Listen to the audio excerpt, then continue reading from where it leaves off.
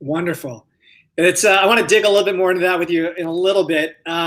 Bing, I would love to know from your side with Gold Opens, one of the signature things that Gold House does. How have you guys had to adjust from being able to sell out physical theaters and now it's purely online for the time being? How's that whole experience been? And maybe just give the audience at home a little bit more about what a Gold Open is. Yeah, happy to, Dan. So Gold Open is actually a three-pronged strategy right now, about to be four, which you'll see from Michelle and team in January. But first of all, we advise on a litany of scripts to ensure that stories are accurately projected. We're actively consulting on four different $200 million studio budget films, so basically as big as they get. Second is the team and the nationwide sort of network also finance individual Asian-led and Asian-specifically projects. The punchline there is we think we can be equally, if not more powerful, if we're able to tell our own story ourselves in the most authentic way. And then finally, most of the public knows Gold Open as the distribution mechanism. So the idea is we snap our fingers and any Asian film in theory can try to be number one at the opening weekend box office, which, as you know, has sort of reverberating follow-on success that's really critical both to that film but also the community. I'd say there have been a couple of changes here. One is, unfortunately, COVID, as we all know, has effectively perpetuated or exacerbated, depending on who you are, existing trends. So one of the biggest existing trends, if not the biggest in film, has been the contractive phase of studios focusing on bigger budget sequel franchise-based films in lieu of both torso size, so we're thinking like $50 to $100 million budget, as well as smaller films.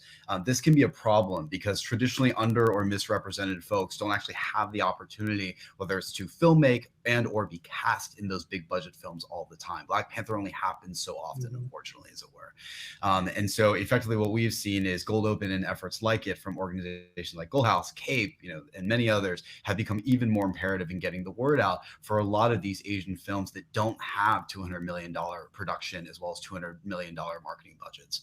And so I think the two biggest things that we've focused on are, one, how do we ensure that we can mass mobilize conversation, whether you're an influencer, a nonprofit organization, or a corporate employee resource group, to juice up conversation opening day.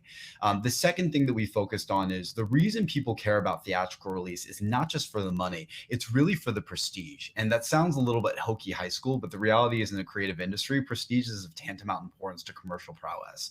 And so we've studied luxury experiences and all that quite a bit. And the punchline is the single dominant characteristic of a luxury experience is actually scarcity. It's not even personalization, which many people think. So you go to like Coco Chanel or any of the luxury brands, they'll all tell you the fewer something exists, the better it's seen. And so what we try to do with Michelle and Jeremy on our team, who's her counterpart in Gold House, as well as many others, is we tried to recreate the scarce theatrical experience for in-home consumption. And so to give you a couple examples of that, we have virtual premieres now in lieu of physical premieres, where early on, many different tastemakers will be able to enjoy the film from the comforts of their own home and start stoking conversation for a successful opening weekend. Second is in lieu of theater concessions like popcorn or Coca-Cola. Shout out to Coca-Cola, who may or may not be a sponsor of this.